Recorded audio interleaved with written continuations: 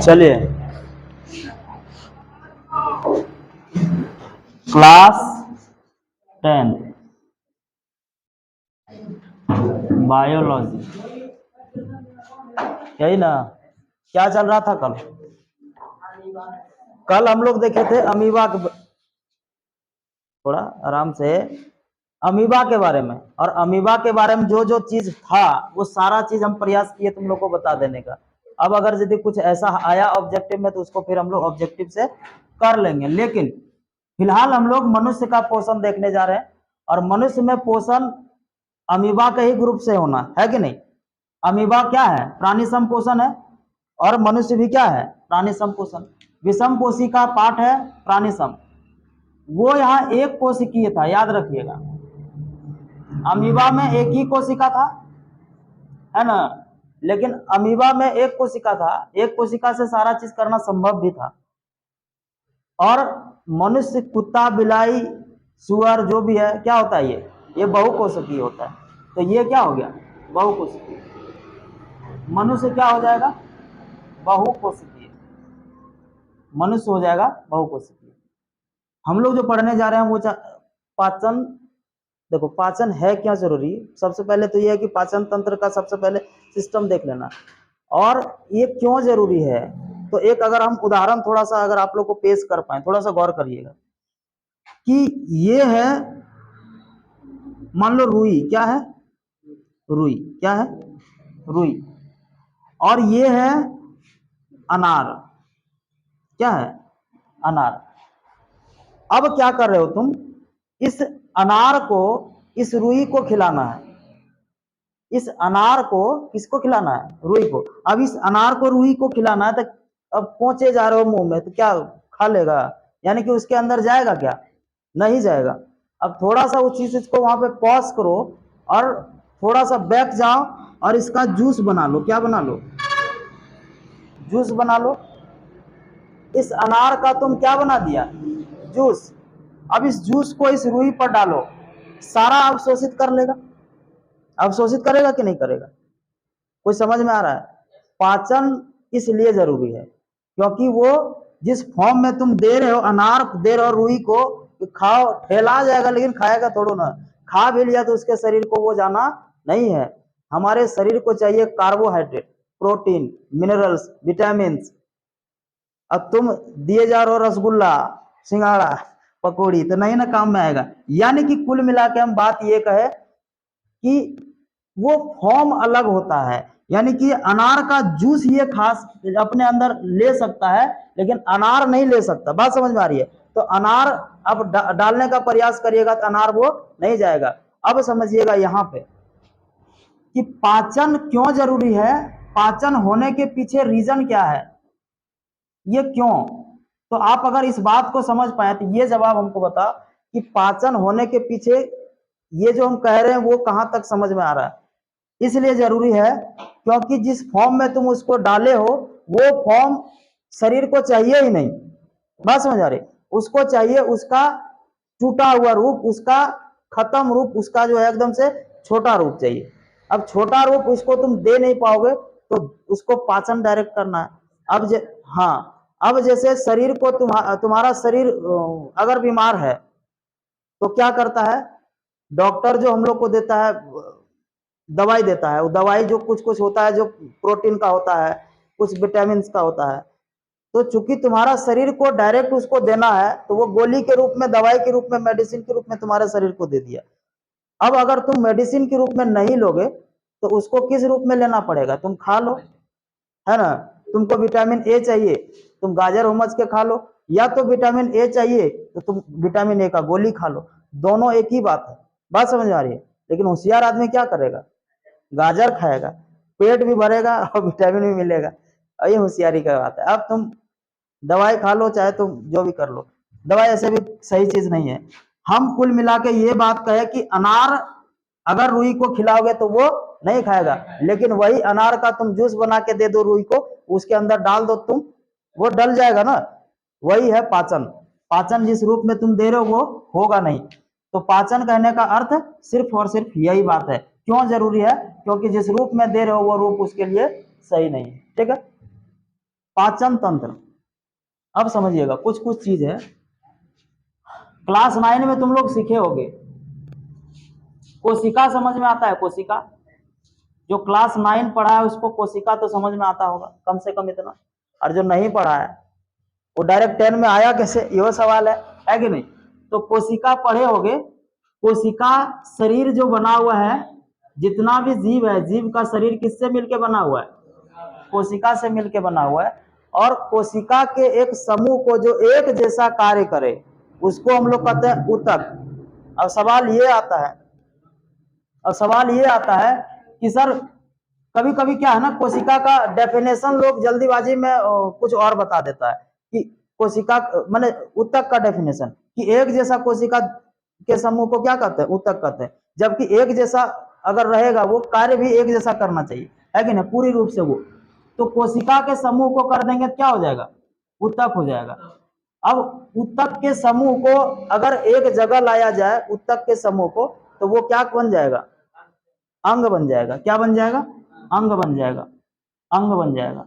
अब अंग को, एक जैसा कार्य करने वाले अंग को एक जगह तुम लाओ तो वो क्या कहलाएगा? अंग तंत्र। अंग तंत्र। अब गौर करिएगा, इसमें भी तंत्र लगा हुआ है और इसमें भी तंत्र लगा हुआ है। तंत्र का मतलब ही यही होता है कि कम से कम इसमें एक दो पार्ट तो नहीं है, एक दो पार्ट से ज्यादा ही पार्ट होगा इसमें। ठीक है, अब पेट में यानी कि पाचन तंत्र में कितना पार्ट्स है वो तो हम लोग अभी यहाँ पे डिटेल कर लेंगे, इसको मिटाएंगे तब, क्योंकि जगह का थोड़ा दिक्कत हो गया है। तो बहुत सारा, अगर एक से ज्यादा ऑर्गेनिज्म मिल करके जब चीजों को करेगा तो वो तंत्र कहलाता है कि नहीं? तो यहाँ पे पाचन तंत्र। अब पाचन तंत्र डेफिनेशन क्या है इसका? अंगों का वह समूह जो भोजन की पाचन क्रिया करता है। भोजन की पाचन क्रिया करेगा उसको क्या कह देंगे? पाचन तंत्र। पाचन तंत्र पाचन का ही ना काम करेगा। बस समझ में आ रहा है बात? शुद्ध जाने से फायदा नहीं है, एक ही लाइन का बात है कि पाचन का काम करेगा तो पाचन तंत्र हो जाएगा, उत्सर्जन का काम करेगा उत्सर्जन तंत्र हो गया, श्वसन का काम करेगा श्वसन तंत्र हो गया। समझ में आ रहा है? प्रजनन का काम करेगा प्रजनन तंत्र हो गया। तंत्र का मतलब सिस्टम। बात समझ आ रही?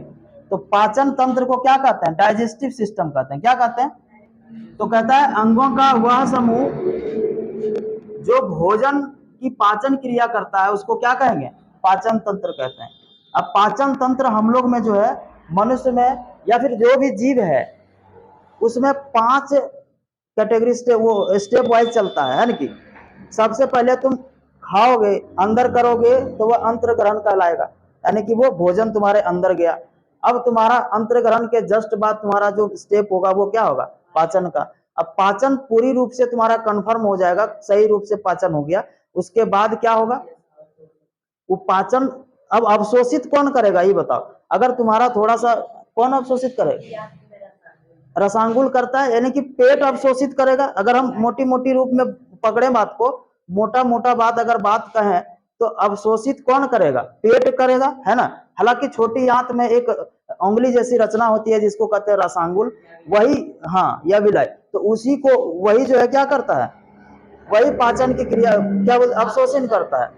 लेकिन फिलहाल अवशोषण यहाँ पे तुम मोटा मोटा समझ लो कि अवशोषण कौन करेगा? पेट कर रहा है। अवशोषण हो गया पेट में। अब पेट को सिर्फ तुम जो खाया वो पेट को मिल गया, क्या पेट को ही सिर्फ चाहिए? या हाथ भी तो काम कर रहा है, मारकर चला रहा है, हाथ को कौन देगा ऊर्जा, है कि नहीं? तो पूरे शरीर में वो बांटने का काम करेगा, उसको क्या कहते हैं? स्वांगीकरण। पूरे शरीर को चाहिए और पूरे शरीर में वो विस्तृत करेगा, फैलाएगा, उसको क्या कहेंगे? स्वांगीकरण। अच्छा, पूरे तुम जो खाया वो सारा चीज तुम्हारे शरीर को तो नहीं लगा, कुछ कुछ है जो अपशिष्ट पदार्थ बच गया है, और वो अपशिष्ट पदार्थ तुम्हारा बाहर निकालना भी जरूरी है कि नहीं? तो उसको हम लोग क्या कर देंगे? विसर्जित कर देंगे, उत्सर्जित कर देंगे, निष्कासित कर देंगे, जो करना है कर दो, ये तुम्हारा है कि नहीं। लेकिन यहाँ पे चूंकि ये एजिशन का सटीक आंसर, सटीक जो है हिंदी ये होता है विसर्जन, इसलिए यहाँ पे लिख दिया, बाकी आप अपने हिसाब से देख लीजिए। तो अब बताओ, अंतर्ग्रहण समझ में आया? शरीर के अंदर लेना अंतर्ग्रहण हो गया। पाचन क्रिया भी, पाचन पूरे पढ़ाएंगे, पाचन किस प्रकार से होता है, पाचन वो हो गया। अवशोषण हो गया तुम्हारा, शरीर में तुम्हारा पेट उस चीजों को अवशोषित कर लेगा जैसे तुम रसगुल्ला खाया तो रसगुल्ला में क्या, हर बार कार्बोहाइड्रेट। वो उदाहरण इसीलिए ले रहे हैं कि थोड़ा अच्छा लगता है, स्माइल आ जाता है फेस पे, है कि नहीं। तो अब तुम रसगुल्ला खाए हो तो रसगुल्ला तुम्हारे शरीर को माने कार्बोहाइड्रेट मिला, अब कार्बोहाइड्रेट वो अवशोषित करेगा ना, रसगुल्ला से कोई मतलब नहीं है, शरीर को चाहिए कार्बोहाइड्रेट, तो तुम रसगुल्ला खा रहे हो। रसगुल्ला के जगह पर किसी और चीज से भी मिल सकता है, बात समझ में आ रही है, तो वो चीज करे। अब अवशोषित करेगा, पेट अवशोषित कर लिया, अब स्वांगीकरण होगा। स्वांगीकरण का मतलब जो अवशोषण हुआ वो पूरे शरीर को बांटेगा। पूरे शरीर, इतना बड़ा बॉडी है, इस पूरे बॉडी में इसको क्या करना है, फैलाना है। अब उसके बाद जो चीज बच गया, जो अंत में उसको विसर्जित कर देना है, छोड़ देना उसको, है ना। अब हम लोग थोड़ा सा अगर मिटा दें इसको, इसमें कोई दिक्कत है क्या, मिटा देना इसको, हाँ कोई दिक्कत नहीं। देखिए ऐसे एक तो रफ फिगर बना दे रहे हैं, क्योंकि समझ में आ जाए, बाकी चीजों को एक बार फ्रेश करके एकदम बढ़िया से, चूंकि पाचन तंत्र का एक नामांकित चित्र भी आता है करने के लिए, तो वो फ्रेश करके एकदम डिटेल करके बढ़िया से बताएंगे। हाँ फिलहाल, हाँ हालांकि वो खुद भी तुम धीरे धीरे सीख जाओगे करने के लिए, जब चीजों को बार बार करोगे तो क्या हो जाएगा, वो हो जाएगा खुद से। फिलहाल हम लोग करते हैं। देखिए ये क्या है, मुख है ना, मुख है। अब मुख के अंदर ये, यहाँ पे मान लो अंदर जो होता है, अंदर, अब पूरे कह सकते, पूरे मुंह को, पूरे मुंह में क्या है, मुख गुहा उसको कहते हैं, क्या कहते हैं, मुख गुहा। मुख गुहा के बाद यहां होता है, हल्ला नहीं, क्या होता है, फेरिंग्स जिसको कहते हैं, कि नहीं, यहां पे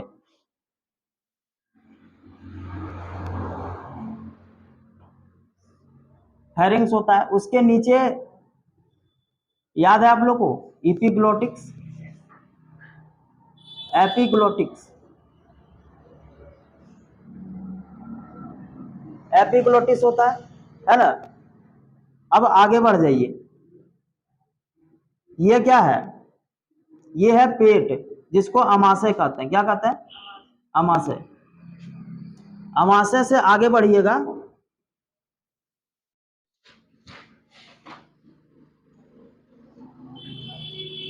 ये है छोटी आंत, क्या है, छोटी आंत।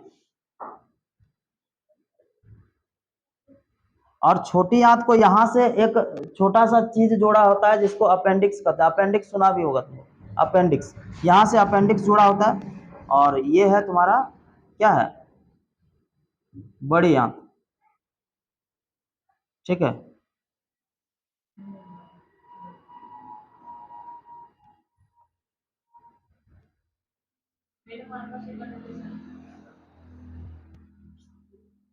ये हो गया बड़ी आंत, ठीक।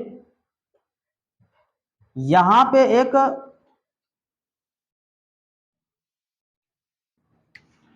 पत्ता जैसा होता है, ठीक है, इसको क्या कहते हैं, अग्न्याशय।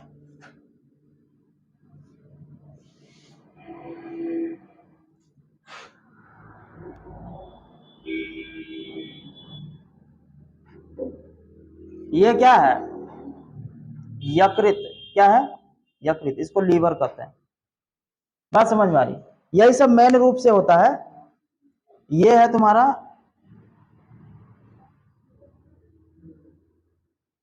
मलाशय, और ये है गुदा, ठीक है। ये मेन रूप से है। देखो हमको समझाने का क्या है ना, कि मेन मेन जो है वो थोड़ा सा ओवरव्यू दे दे, बाकी आपको डिटेल करेंगे इसको ढंग से। अब देखिए क्या लिखा है, मानव पाचन तंत्र के अंग में मुख होता है, ग्रसिका, ग्रसिका इसको कहेंगे, है कि नहीं, ये ग्रसिका हो गया, ठीक है।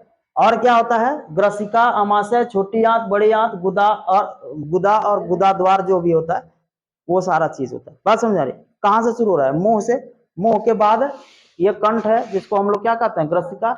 उसके बाद यहाँ पे आएगा पेट, आएगा पेट के उसी में पूरा मिला हुआ है, तुमको अलग से नहीं दिखाया जा सकता।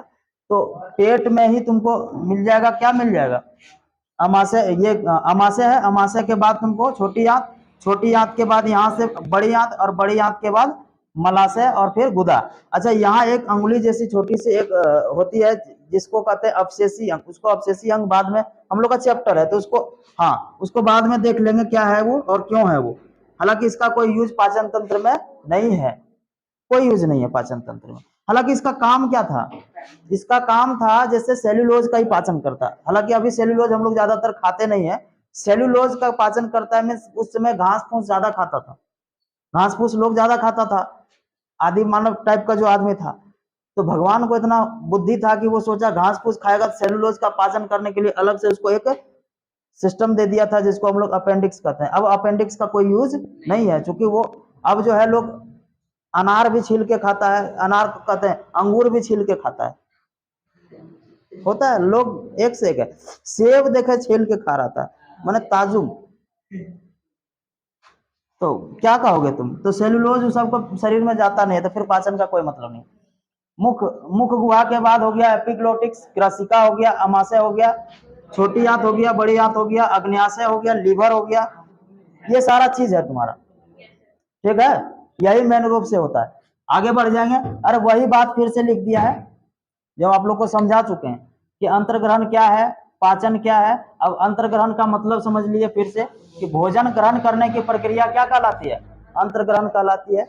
और उसके बाद हम लोग पाचन देख लेते हैं। तो भोजन के बृहत मतलब, बृहत का मतलब हो गया बड़ा बड़ा, बड़ा बड़ा रूप, या फिर इसको जटिल कह सकते हैं। अच्छा, आप इसको अगर चाहें तो बाद में अभी मैंने नोट करके बगल में लिख भी सकते हो, इसको बड़े बड़े लिख सकते हो कि बड़े बड़े पार्ट जो होता है, जो अविलेय होता है। अविलेय का मतलब हो गया जैसे तुम तेल खाए हो, है ना, तेल खाया। अब कहेगा तेल कहाँ खाते हैं, तो पूरी खाता है ना, सब्जी खाते हो ना, तो उसमें तेल होता है, वसा होता है। अब पानी में तुम वसा को घोल के देखो, तेल को घुलता है क्या, नहीं घुलता है, तेल नहीं घुलेगा। अब तेल को तुम्हारा शरीर को घोलना है कि नहीं। तुम्हारे शरीर में ज्यादातर क्या है, पानी ही तो है पूरे शरीर में ज्यादातर। अब उस पानी में तुमको घोलना है, तो उसके लिए क्या करना होगा, जो बड़ा बड़ा अविलेय, जो अविलेय अणु है उसको सरल और विलेय पदार्थ में या विलेय अणु में उसको क्या करना है, अपघटित करना है, बदल देना है। उसको क्या कह देंगे, पाचन। पाचन क्रिया से कोशिकाएं इन अणुओं का आसानी से अवशोषित कर लेता है, यानी कि पाचन हो जाने के बाद वही चीज को आराम से शरीर अवशोषित कर लेता है, कोई उसको परेशानी नहीं होती है। बात समझ में आ रही है। अब हम लोग थोड़ा सा आगे बढ़ जाते हैं, और मुख गुहा में जो पाचन होता है, पाचन शुरू कहां से हो जाता है, मुख गुहा से ही शुरू हो जाता है। मुख गुहा यानी कि मुंह, मुंह में ही सबसे पहले शुरू हो जाता है पाचन। मुंह में जो पाचन होता है वो कार्बोहाइड्रेट का पाचन होता है। हालांकि अभी देख लेंगे उसको। देखो, भोजन का पाचन मुख में ही शुरू हो जाता है। सवाल पूछा जाता है कि भोजन का पाचन शुरू कहां से होता है कि नहीं, तो मुख से शुरू होता है। अंत कहां होगा, वो लास्ट चैप्टर होते होते तुमको खुद समझ में आ जाएगा, है कि नहीं। हालांकि अभी जान लो क्या होता है, छोटी आंत में भोजन का पाचन मुख से शुरू होता है। दांत भोजन को छोटे छोटे टुकड़ों में काटते, चबाते और पीसते हैं। बात समझ में आ रही। लाला ग्रंथि, इसको एनसीईआरटी में लिख दिया लाला, है ना। तो हालांकि लार ग्रंथि है। लार ग्रंथि हम लोग का कितना होता है, 3 जोड़ी, 3 जोड़ी लार ग्रंथि होता है। पैरोटिड, सब मैंडिबुलर, सब लिंगुअल, ये 3 टाइप का होता है। हालांकि उस सबको देखेंगे, लेकिन फिलहाल यहाँ पे देखो, लाला ग्रंथि हमारे मुंह में लार या लाला रस बनाती है। तो लार रस कौन बनाएगा, लाला ग्रंथि, है ना, जिसमें से लार एमिलेज, एमिलेज एमाइलेज एक ही नाम है, एमाइलेज भी कहीं लिखा हो सकता है, वो एमिलेज एनसीईआरटी में लिखा हुआ है। एमिलेज नामक एक एंजाइम होता है। यह जटिल मंड को, जटिल मंड को, जटिल मंड कहने का अर्थ क्या है, अब तुम खाए हो जितना भी चीज वो ज्यादातर पेड़ पौधा से चीज खाए हो, है ना। अब पेड़ पौधा अपने ऊर्जा को स्टोर करके किस में रखा था, याद है, मंड के रूप में, स्टार्च के रूप में। और जब तुम खा गया तो स्टार्चन उसका खा गया, स्टार्च उसका खा गया, और तुम्हारे शरीर को किस रूप में चाहिए, ग्लूकोज के रूप में। बात समझ आ रही। ग्लाइकोजन हम लोग रखते हैं ना, हम लोग को चाहिए वो ग्लाइकोजन ग्लूकोज के रूप में। तो वो जटिल मंड को अब शर्करा में यानी कि ग्लूकोज में वो खंडित कर देगा। कौन खंडित कर देगा, लाला ग्रंथि, है ना। एंजाइम्स जो होता है, अच्छा एंजाइम्स होता क्या है, पहले ये मैटर है कि एंजाइम्स होता क्या है।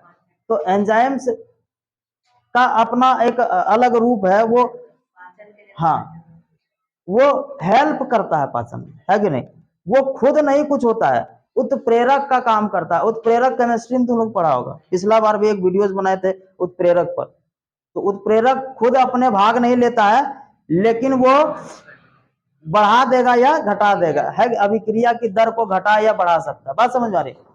तो कहने का अर्थ है, अब एंजाइम देख लेते हैं। एंजाइम कोशिकाओं में प्रोटीन अणु बने होते हैं। एंजाइम कोशिका जो होता है वो प्रोटीन का बना होता है। क्या चीज का बना होता है, प्रोटीन का बना होता है। जो जैव उत्प्रेरक, जैव उत्प्रेरक कहने का अर्थ है कि ये जो जिंदा है उसकी बात करें हम लोग। केमिस्ट्री में जो चलता है वो केमिस्ट्री का अलग, उसका सिर्फ नाम उत्प्रेरक होता है कि नहीं। यहाँ जैव उत्प्रेरक की तरह कार्य करता है, जैव उत्प्रेरक की तरह कार्य करता है, जो खुद तो वहां पे वो काम नहीं करेगा, खुद ये उसका पाचन नहीं होता है, लेकिन वो पाचन में मदद कर देता है। बात समझ आ रही है। एंजाइम्स रासायनिक क्रियाओं, जो रासायनिक क्रिया होती है उसकी गति को बढ़ा देते हैं, किंतु स्वयं माने खुद वो शरीर में खर्च नहीं होता है। इतना तक में कोई दिक्कत है तो कहिए, नहीं तो फिर हम लोग आगे बढ़ जाएंगे। नहीं ना, पक्का।